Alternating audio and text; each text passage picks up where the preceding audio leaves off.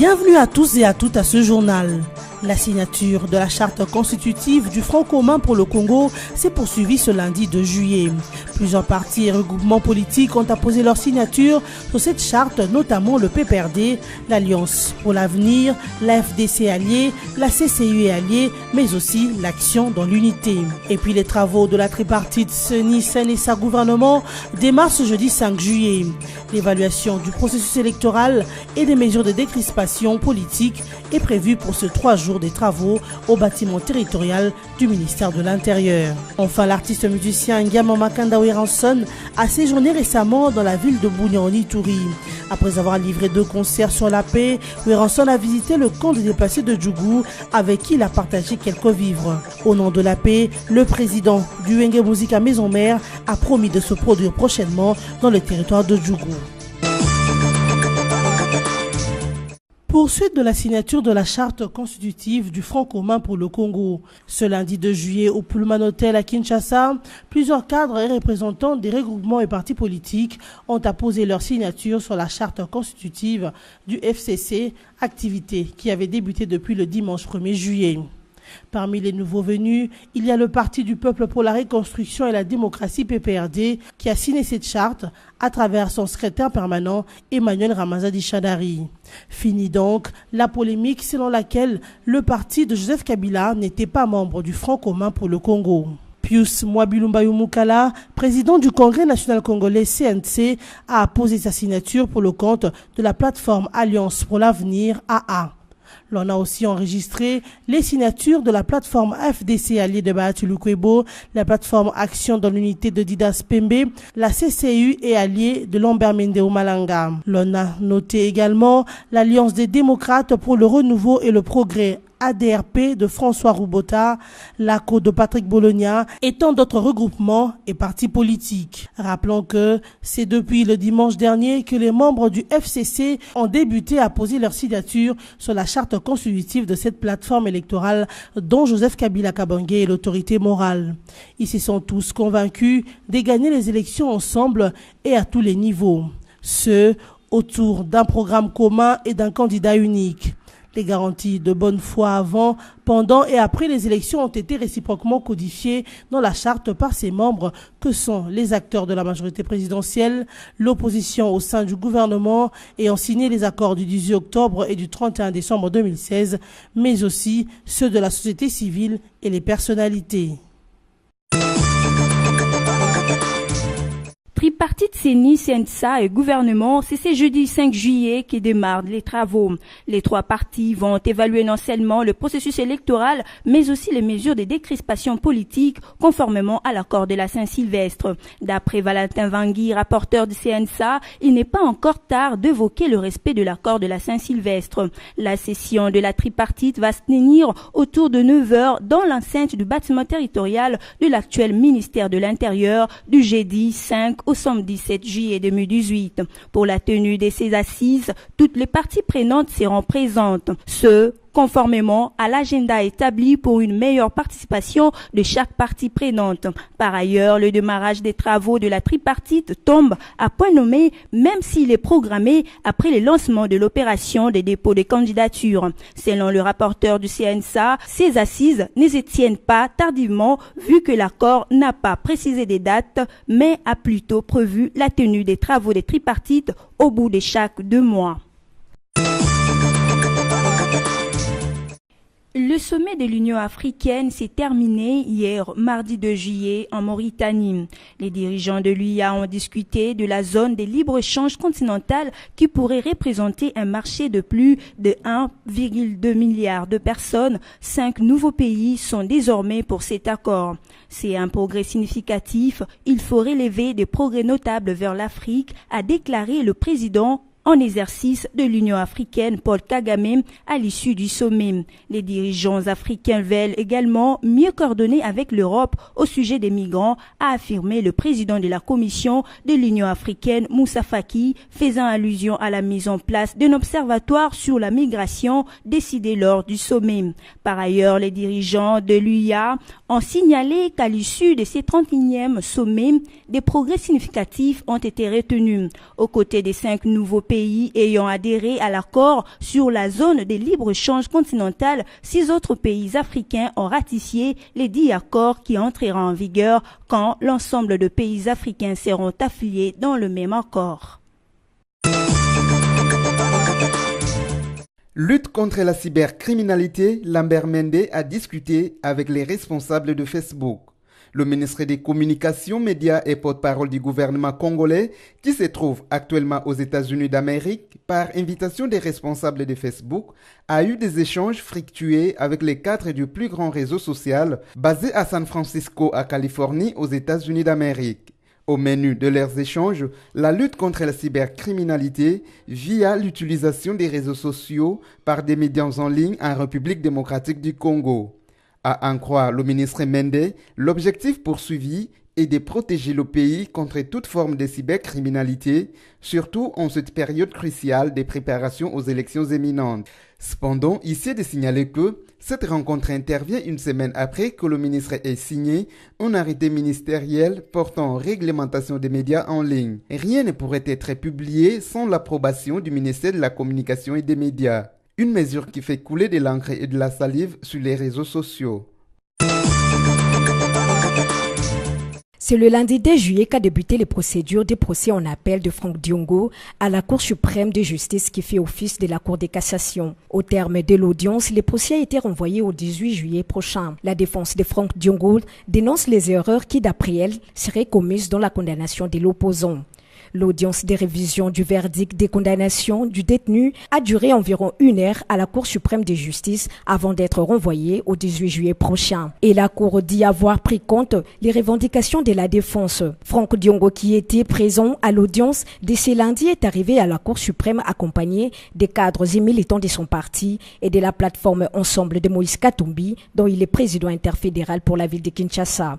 Les membres de son parti Mouvement Lumumbiste Progressiste estiment que cette nouvelle procédure innocente d'office les détenus de faits pour lesquels il est condamné. Il est important de signaler que l'opposant Franck Diongo a été condamné le 28 décembre 2016 à 5 ans de prison ferme en procédure de flagrance pour séquestration des 3 militaires de la garde républicaine. Conformément aux recommandations du vice-premier ministre, ministre des Transports et Voies de Communication, José Makila, le gouverneur de la province du Congo central, Jacques Mbadou, intervient et appelle les agents et cadres de la Société congolaise des transports et de ports à éviter des grèves à répétition. S'adressant aux travailleurs lors de la réception du premier lot de locomotives et wagons venus d'Afrique du Sud, le gouverneur Mbadou a rappelé que la province du Congo central a pour mission, entre autres, de sauvegarder le patrimoine national qui se trouve dans son entité. Pour lui, il n'est pas question pour les travailleurs de la STP de procéder au sabotage de leur entreprise. Jacques Mbadou a rappelé que le Congo central n'est que trésorier du patrimoine national qu'il possède. Le trésorier n'a que la clé de la caisse et quand vous n'êtes pas digne de gérer cette caisse, on peut vous ravir la clé. Par conséquent, nous devons éviter les grèves manipulées de l'extérieur. Nous devons nous donner au travail pour permettre à d'autres partenaires de soutenir la SCTP pour les biens de tous, a indiqué Jacques Mbadou, gouverneur du Congo central. De nouveaux cas suspects de choléra ont été enregistrés depuis 2 semaines dans la zone de santé de Lusambo, au Sankourou. Jusqu'au samedi 30 juin dernier, 30 cas dont 7 décès ont été notifiés dans la zone de santé de Lusambo. Willy Kidinda, médecin-chef de cette zone de santé, estime qu'il s'agirait du choléra. Ce au regard des échanges commerciaux entre la localité de Benadibele et la ville de Mbujimaï, toutes deux de contrées où sévit déjà la maladie. Il précise par ailleurs que le préparatif se réalise pour envoyer des échantillons à l'Institut national des recherches biomédicales INRB à Kinshasa pour plus de confirmation, vu que les matières des prélèvements sont en train d'être acheminées dans la province de Sankourou. Faible présence de la mutuelle de santé des enseignants dans les provinces de la RDC. Le président du conseil d'administration de la MESP, Guy Mafuta, la justifie par une insuffisance de moyens. À présent, la MSP n'est représentée que dans 3 provinces du pays, dont l'Équateur, Kinshasa et le Haut-Katanga. Le PCA de la MSP a cependant évoqué les enjeux et les défis rencontrés dans cette mutuelle de santé des enseignants. Au lancement de la mutuelle, on avait libéré un tiers du besoin exprimé. À ce jour, il existe un document important qui se trouve sur les tables de tous les décideurs du pays. Il s'agit de la politique générale d'extension de la mutuelle. Si nous avons tous le moyen, nous irons dans toutes les provinces le plus vite possible, a argumenté le PCA de la MSP lors de son intervention à la session extraordinaire de cette structure. Il s'y est de signaler que c'est depuis lundi 2 juillet que s'est clôturée la session extraordinaire de la MSP. À l'issue de cette assemblée générale, Guy Mafuta a été déchu de la tête de cette structure. Qui donne aux pauvres, prête à Dieu, dit-on, un adage que l'artiste musicien Ngiama Makanda Weranson a intériorisé. Après avoir livré 2 concerts dédiés à la paix à Bunia, il a clôturé son séjour par une visite au camp des déplacés de Djougou, hébergé au site de l'hôpital général de Bunia. Sur place, quelques déplacés qui attendent d'être convoyés après un retour glorieux au bercail d'un grand nombre se sont éclatés en voyant pour la première fois leur idole. Un rêve devenu réalité, d'où la raison de l'émotion, des clameurs et des ovations de la population. Le vice-gouverneur de l'Ituri, Pacifique Eta, a rassuré ses administrés ayant fui les atrocités dans le territoire de Djougou du soutien total du gouvernement et des personnes de bonne volonté. Le gouvernement provincial se bat pour que la paix règne à Djougou pour faciliter votre retour. Revêtu de sa casquette de l'ambassadeur de la paix et se sentant proche des orphelins et des nécessiteux, Weranson leur a prêché la paix en rappelant les efforts déployés par le chef de l'État Joseph Kabila Kabange pour le rétablissement intégral de cette paix. Je vous exhorte à vivre en paix entre vous et je remercie le chef de l'État pour la paix retrouvée. Dans une chaleur fraternelle, un lot de vivres composé de sacs de riz et de bidons d'huile a été remis à la présidente des déplacés. Un élan de générosité qui lui a valu une marque de reconnaissance. Weranson a promis de se produire bientôt dans le territoire de Djougou au nom de la paix rétablie. Mesdames, Messieurs, place à présent au rappel de titre. La signature de la charte constitutive du Front commun pour le Congo s'est poursuivie ce lundi 2 juillet. Plusieurs partis et regroupements politiques ont apposé leur signature sur cette charte, notamment le PPRD, l'Alliance pour l'avenir, la FDC alliée, la CCU alliée, mais aussi l'Action dans l'unité. Et puis les travaux de la tripartite CENI-SEN et sa gouvernement démarrent ce jeudi 5 juillet.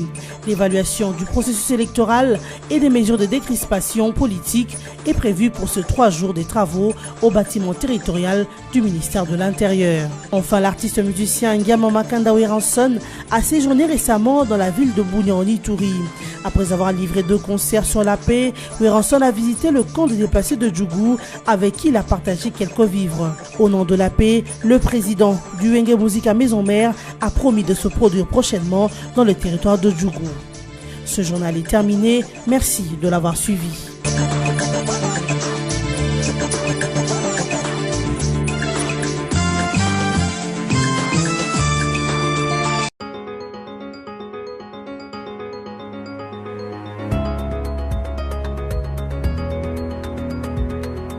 Mesdames, Messieurs, merci de suivre la lecture résumée de journaux parus en ligne ce mardi 3 juillet 2018 sur BSC TV. Ouvrons cette revue de presse avec Forum des As qui titre à sa manchette « Charte du FCC, Chadari signe pour le compte du PPRD et tord le cou à la rumeur ». Hier, lundi 2 juillet, 15 regroupements et partis politiques ont adhéré à la méga plateforme électorale dirigée par le Raïs. Au nombre de ces regroupements et partis politiques, le Parti du Peuple pour la Reconstruction et la Démocratie PPRD, dont son secrétaire permanent Ramazani Chadari a apposé sa signature au bas de la charte constitutive du FCC. Cet engagement du PPRD vient ainsi couper court à la rumeur répandue comme une traînée de poudre dans la ville haute, selon laquelle un haut cadre de la première force politique de la majorité présidentielle aurait déclaré que le PPRD ferait cavalier seul lors de prochaines élections. Outre le PPRD, l'Alliance de forces démocratiques pour le Congo FDC de Modeste Bahati a également signé la dite charte. Poursuivons cette revue de presse avec Congo Virtuel qui note en grand titre « FCC, Joseph Kabila bouleverse les données ». Depuis dimanche 1er juillet 2018, le Grand Hôtel Pullman voit défiler un certain nombre de personnalités politiques pour la signature de la charte constitutive du Front commun pour le Congo FCC, une nouvelle coalition des forces politiques et sociales déterminées à gagner les élections prochaines à tous les niveaux. Pour la journée de dimanche dernier, la charte a été signée par Obé Minakou pour le compte de l'actuelle majorité présidentielle, Bruno Tshibala pour le regroupement politique APECO, José Makila pour l'opposition signataire de l'accord de la Cité de l'Union africaine et Magui Kiala pour la société civile, ainsi que plusieurs autres membres du gouvernement tels que Paul Kapika, Alexis Tambwe Mwamba ou encore Michel Bongongo. L'opération s'est poursuivie ce lundi 10 juillet 2018 avec le parti et regroupements politiques, les personnalités indépendantes et les représentants de la société civile. À l'ouverture de cette signature dimanche dernier, Néhémie Moulania, directeur de cabinet du chef de l'État, a fait savoir que le FCC vise à donner au pays un président, une majorité cohérente, stable et la plus large possible. Bouclons cette revue de presse avec les sites okapu.net qui écrit « Province, 87 formulaires retirés dans les provinces de la Tchopo, O et Baouélé ». 9 jours après l'ouverture de bureaux des réceptions et des traitements de candidatures, 87 formulaires ont été retirés dans les provinces du Baouélé, dans le Haut-Ouélé et dans la Tchopo, ont annoncé lundi 10 juillet le secrétariat exécutif de la CENI de ces 3 entités. Dans le Bazouélé qui compte 6 territoires, la secrétaire exécutive de la CENI, Claudine Bazegoto, signale le retrait de 11 formulaires. À la Tchopo, précisément dans la ville de Kisangani, 39 formulaires ont été retirés, dont 24 pour les partis politiques, 12 pour les indépendants et 2 pour le regroupement politique. Un formulaire a été retiré dans les territoires de Banyalia et aucun autre retrait n'a été signalé dans les antennes de la CENI des 6 autres territoires de la Tchopo. Dans la province du Haut-Ouélé, 37 formulaires sont déjà enregistrés, dont 7 pour la ville d'Issiro, 3 pour le compte de partis politiques, 2 pour le regroupement politique et 1 pour un indépendant. C'est la fin de cette revue de presse. Merci à vous de l'avoir suivi et bonne suite de programme sur nos antennes.